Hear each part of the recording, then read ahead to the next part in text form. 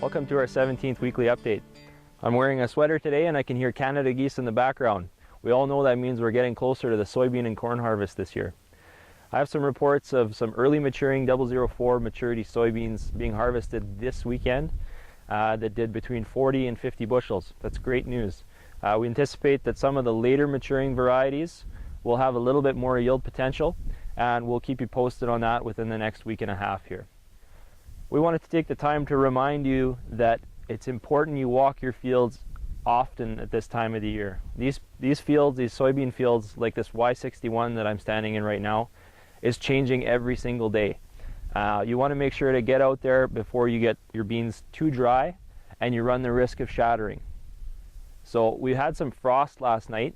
Not a concern for the soybeans, especially the kind of maturity that you're looking at behind me. And we had some people concerned about their corn, so I'll talk about that next. With the kind of light frost that we had last night, not a huge concern for corn.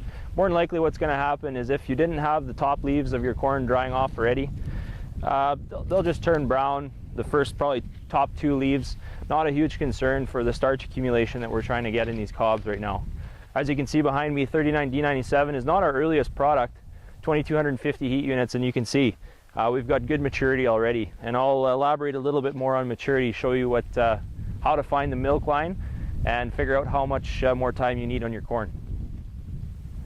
So what I've done is I've pulled a plant that's not necessarily the earliest plant in the field, something like this where the cob hasn't quite dropped yet and the plant health is still really good.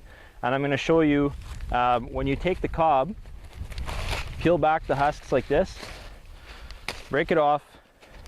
Now what you're going to do is you're going to snap that cob in half, and the half that has the tip on it, you're going to want to take that, and I'll show you how to determine where the milk line is.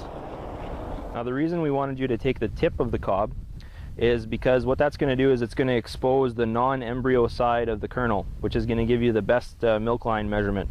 So with just a regular pen, you're going to start at the tip of a kernel with a little bit of pressure, and you're just going to glide down the kernel until your pen digs into the milky part of the kernel. What that does is it gives you a really nice point, shows you where your milk line is.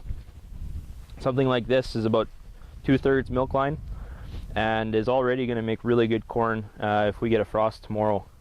Something that's at half milk line could probably use another 5 days of heat just to get it to this stage where we're going to get a decent bushel weight and ultimately a better yield for you at the end of the year. Marcus Dewick has informed us that silage cutting is in full swing, and with 39D97 being at 2/3 milk line, if you haven't started cutting silage yet, I encourage you to get out there as soon as you can. Every day you wait, you're losing more and more moisture. Next week will be our last weekly update for the year, and at that time we'll update you on the current soybean yields that we're seeing, and as well as a timeline for when you're probably going to be able to start harvesting corn.